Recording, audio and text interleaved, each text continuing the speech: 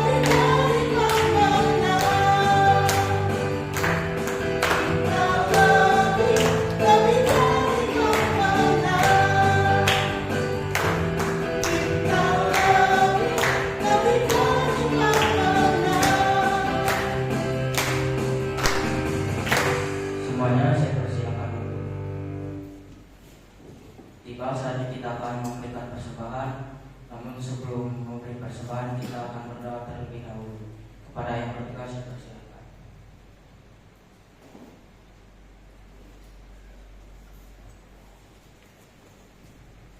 Marilah kita bersatu dalam doa. Terima kasih Tuhan Yesus, Engkau sudah mengumpulkan kami di tempat ini Tuhan. Tiba saatnya Tuhan, kami akan memberikan persembahan kami. Kiranya Engkau berkati persembahan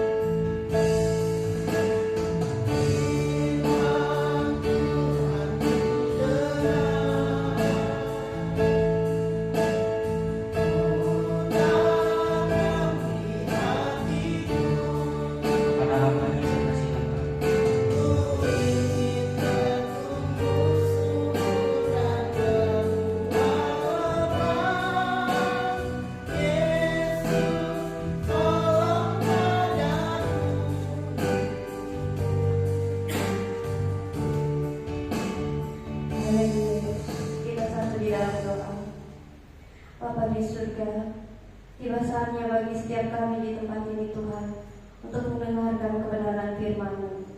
Mari Bapa, saat ini Tuhan Engkau bekerja di tengah-tengah kami.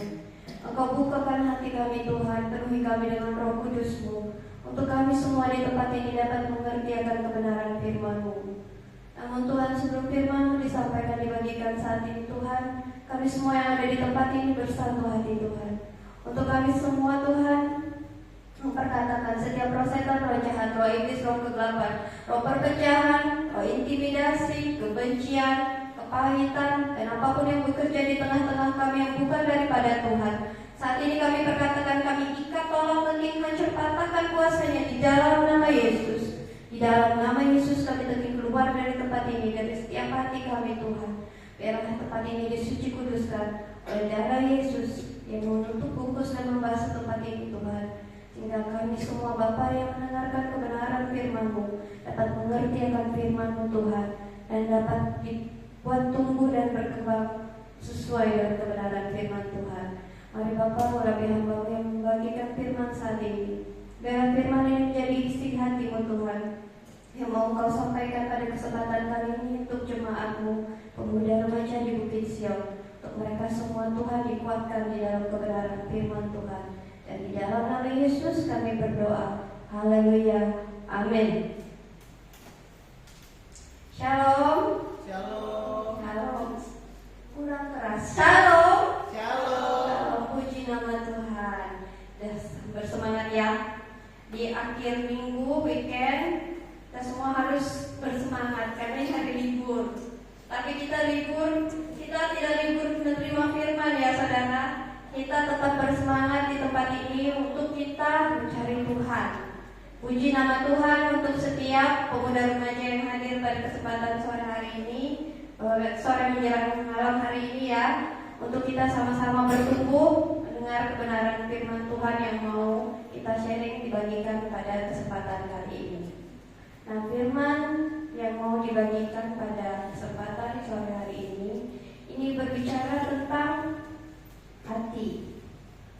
Semua punya hati ya. Hati itu sesuatu yang sensitif. Orang kalau sakit hati itu lebih baik sakit gigi daripada sakit hati ya. Padahal sakit gigi itu pusingnya minta ampun. Padahal kalau sakit hati kita tahu obatnya di mana. Kita datang sama Tuhan, kita dengan firman.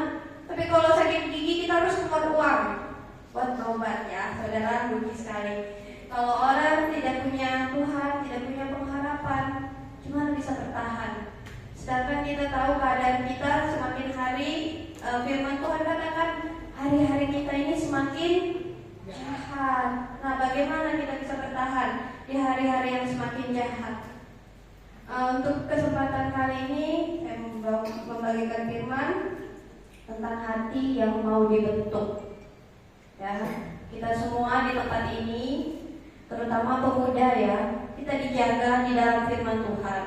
Untuk kita semua yang ada di tempat ini mau dibentuk, diproses. Ya, untuk kita bisa bertumbuh, kita harus mau dibentuk di dalam komunitas ini, di dalam firman Tuhan, di dalam gereja Tuhan. Kalau kita tidak dibentuk di sini, kita dibentuk di luar sana. Dari kerasnya kehidupan, di mana orang-orang di luar sana kita lihat berjuang dengan kekuatannya sendiri. Babak belur ya, hidupnya mengalami banyak sekali kesusahan.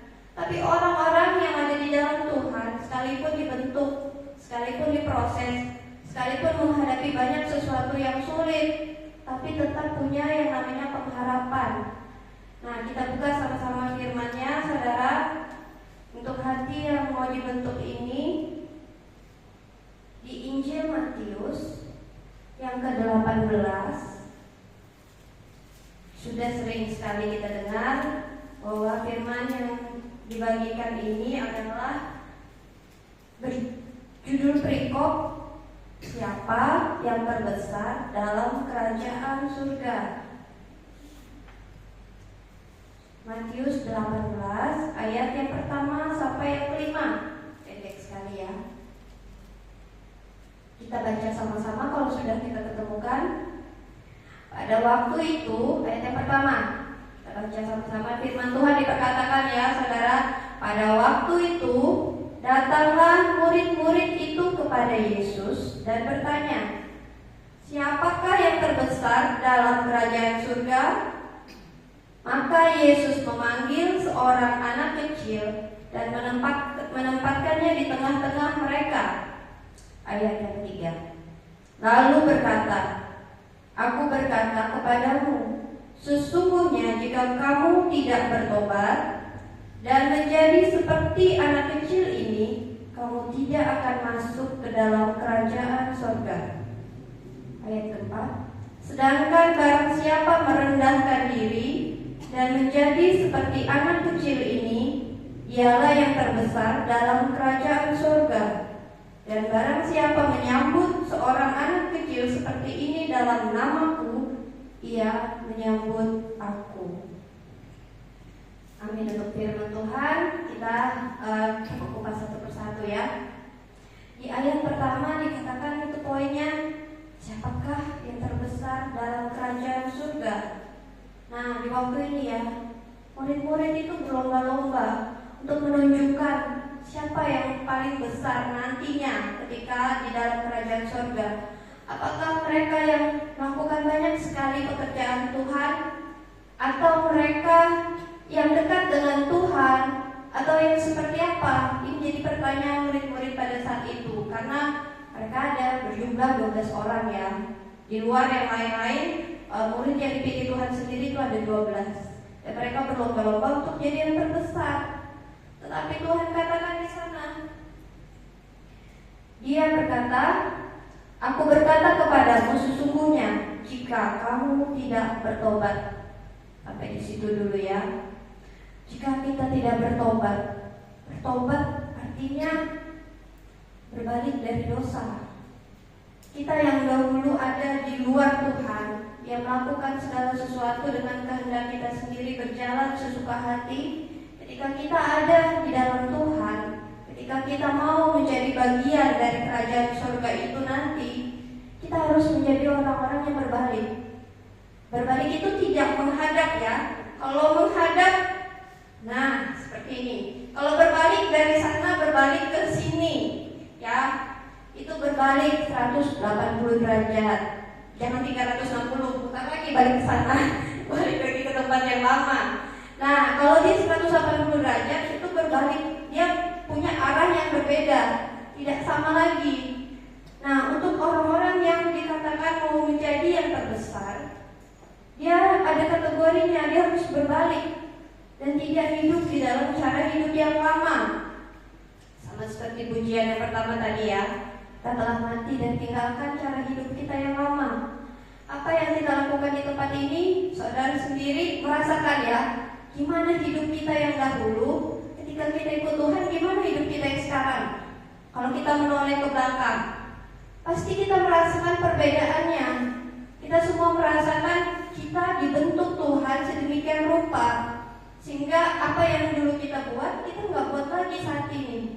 Ya, meskipun kadang-kadang ada kumat-kumat juga ya, cuman apa yang kita lakukan Tuhan pasti tuntun kita selalu ke arah yang berbeda dengan pola dunia yang kita hidupi di masa kita sebelum mengenal Tuhan atau sebelum sungguh-sungguh mengikut Tuhan.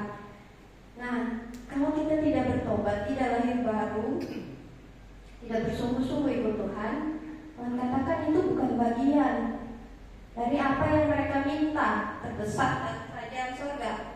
Nah, selanjutnya dikatakan dan menempatkan di tengah-tengah mereka. Nah, Tuhan mengambil satu contoh, seorang anak kecil untuk menjadi contoh orang yang nantinya menjadi terbesar dalam kerajaan surga. Lalu berkata, "Aku berkata kepadamu, sesungguhnya kalau kamu tidak bertobat dan menjadi seperti anak kecil ini, kamu tidak akan masuk ke dalam kerajaan surga." Nah, kita mungkin bisa bertanya, kadang-kadang ya, kalau remaja itu kan suka bingung. Orang tuanya sering bilang, kalau masalah pegang uang banyak, jangan pegang uang banyak-banyak, kamu masih kecil, sini mama simpankan, atau sini papa simpankan. Tapi kalau masalah pekerjaan, ayo kerjakan, kamu sudah besar.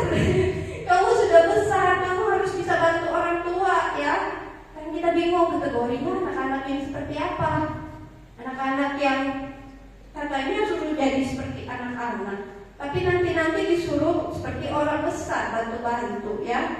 Nah, kategori anak-anak yang seperti apa ini yang Tuhan maksudkan untuk orang-orang yang nantinya bakal menjadi bagian dari kerajaan surga ya. Kita tahu sifat-sifat anak-anak. Sifat-sifat anak-anak tuh dia punya sifat yang bisa dikatakan polos. Yang polos, jujur.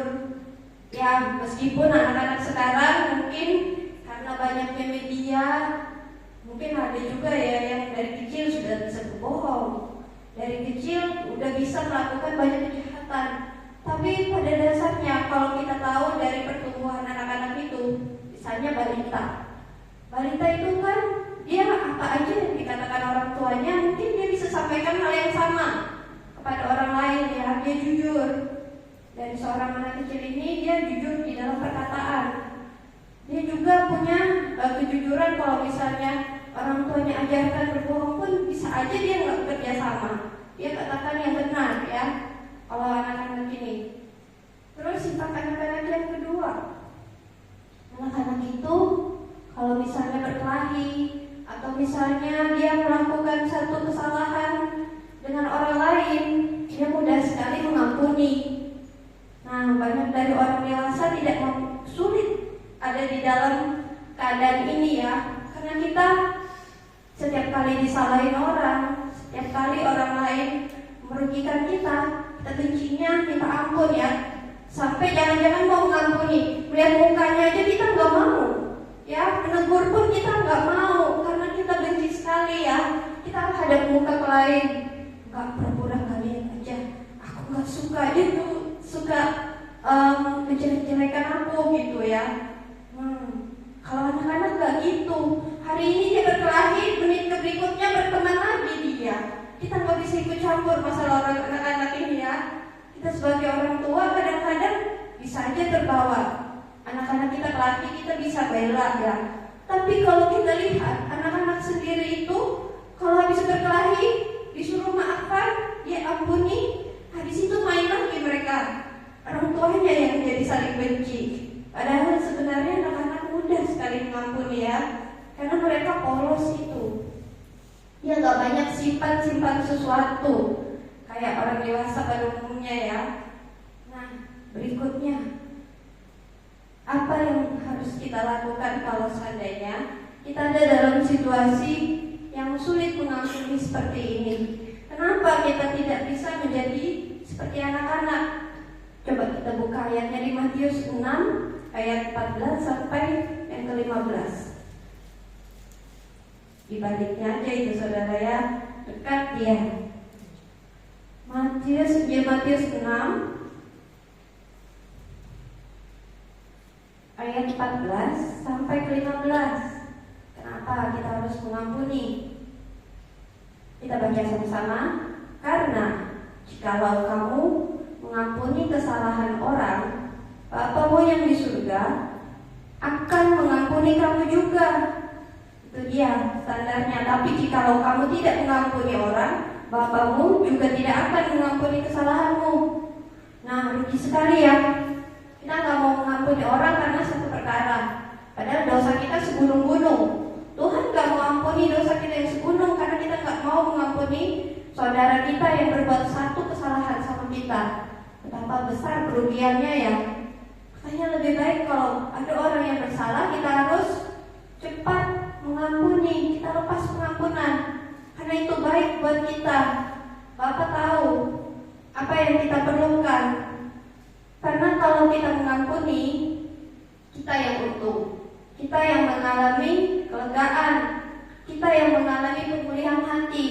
Gak peduli orang itu mau mengampuni atau enggak, yang jelas dari pihak kita udah berdamai ya. Dan doa-doa kita tidak terhalang.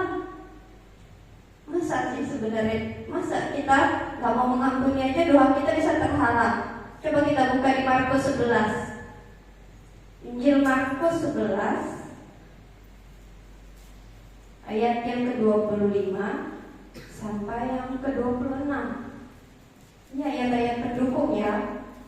Siapa tahu kalau ini cuma perkataan saya di sini ya saudara mungkin bisa percaya. Tapi coba kita buka firman-Nya di Markus 11 ayat ayat yang ke-25. Dan jika kamu berdiri untuk berdoa, ampunilah dahulu sekiranya ada barang sesuatu di dalam hatimu terhadap seseorang, supaya juga Bapamu di surga mengampuni kesalahan-kesalahanmu. Tetapi jika kamu tidak mengampuni, maka Bapamu di surga tidak akan mengampuni juga kesalahan-kesalahanmu. Ini ayat yang sama dengan sebelumnya. Tapi dikatakan jikalau kamu berdiri untuk berdoa. Jadi sebelum berdoa, untuk supaya doa kita itu didengar sama Bapa yang kita panjatkan doa itu, kita harus mengampuni dulu siapa yang bersalah kepada kita, supaya kita bisa berdoa, ya, meminta sesuatu, ya.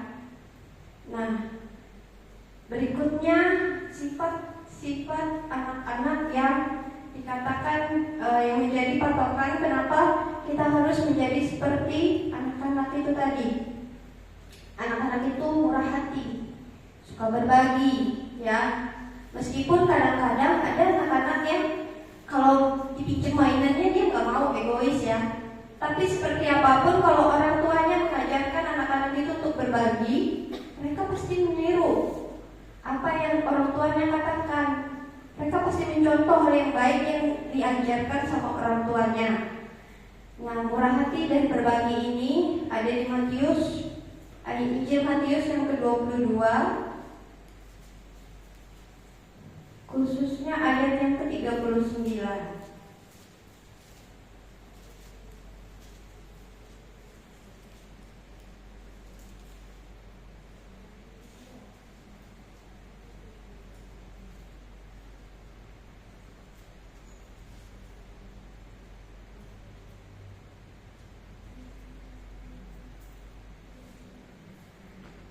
Dan hukum yang kedua yang sama dengan itu ialah kasihilah sesamamu manusia seperti dirimu sendiri.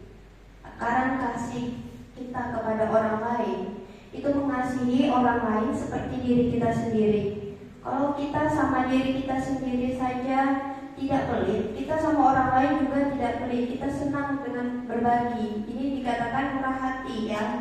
Kita berbagi sesuatu yang kita miliki kepada orang lain, karena kita pun dari hati kita itu memancar sesuatu yang namanya kasih.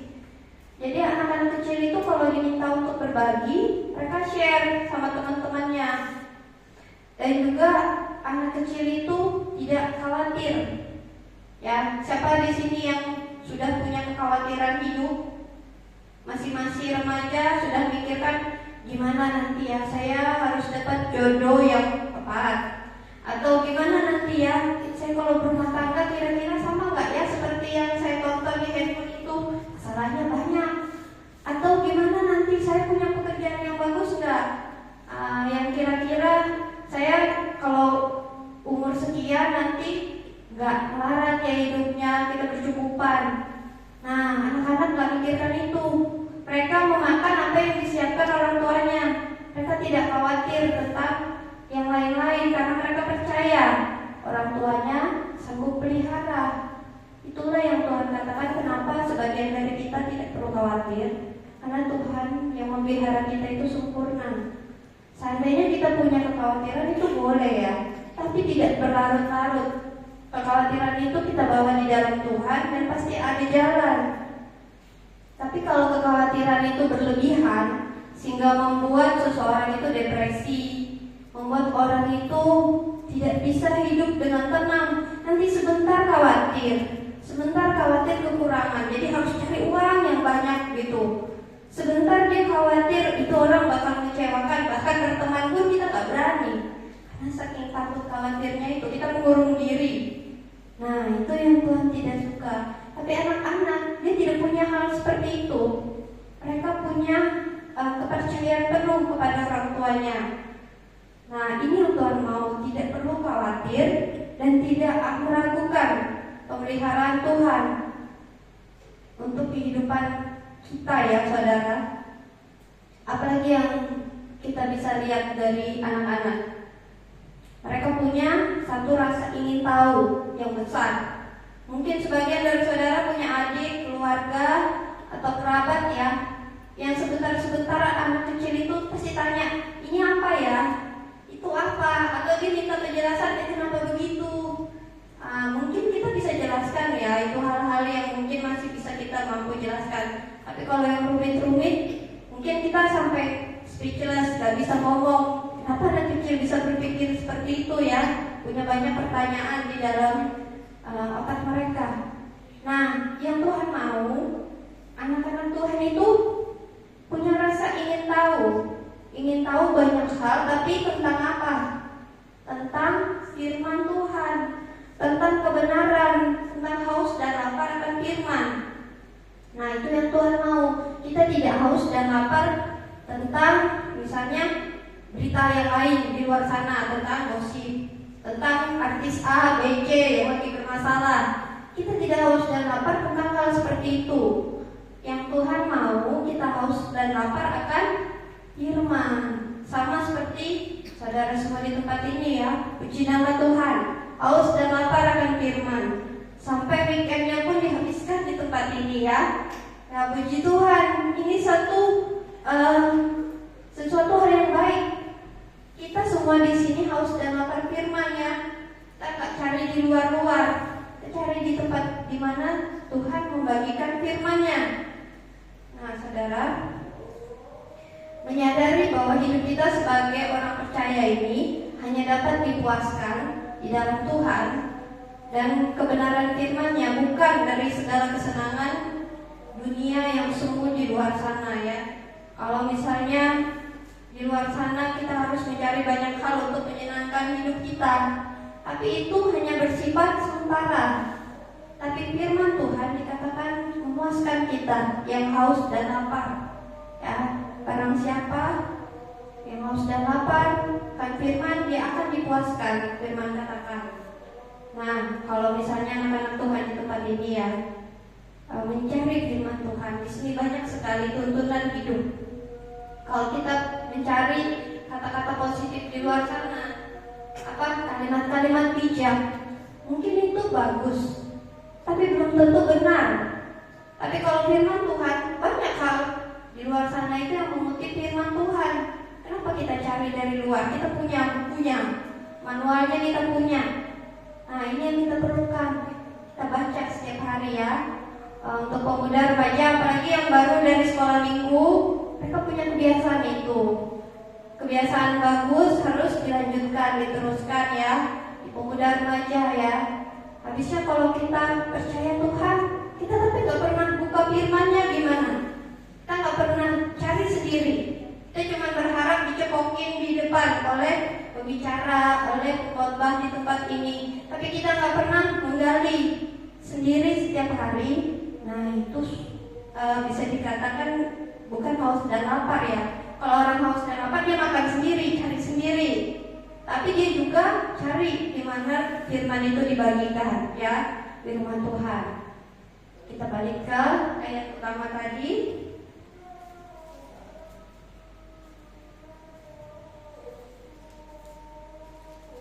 Yang kelima. Yang keempat ya, sedangkan barang siapa merendahkan diri dan menjadi seperti anak kecil ini, dialah yang terbesar dalam kerajaan surga. Nah, sekarang kita tahu kenapa Tuhan minta kita merendahkan diri seperti anak kecil tadi untuk menjadi yang terbesar di dalam kerajaan surga. Ini merujuk pada kualitas hati ya, bukan merujuk pada karakter anak kecil yang pemarah, yang suka egois, yang masih suka bertengkar, bukan. Ya, itu karakter yang kita harus kalau di tempat ini kita diminta bertumbuh. Kalau karakter itu ya, kita tidak boleh kanak-kanak rohani. Tapi ini merujuk pada sikap hati yang merendahkan diri ya. Anak kecil itu kan dia tidak punya seperti orang dewasa ya, sikap senioritas ya, yang kadang-kadang merasa saya harus dihormati karena saya senior di sini. Tidak ada anak kecil begitu.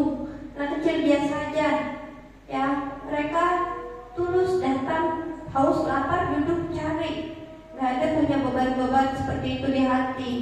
Nah, jadi ini yang Tuhan mau, merujuk kepada sikap hati yang seperti anak kecil, polos, tulus dari Tuhan yang benar-benar mau dibentuk hatinya. Ya, amin saudara, buat firman Tuhan pada kesempatan sore hari ini buat kita semua. Saya serahkan kembali kepada Kakak Kus.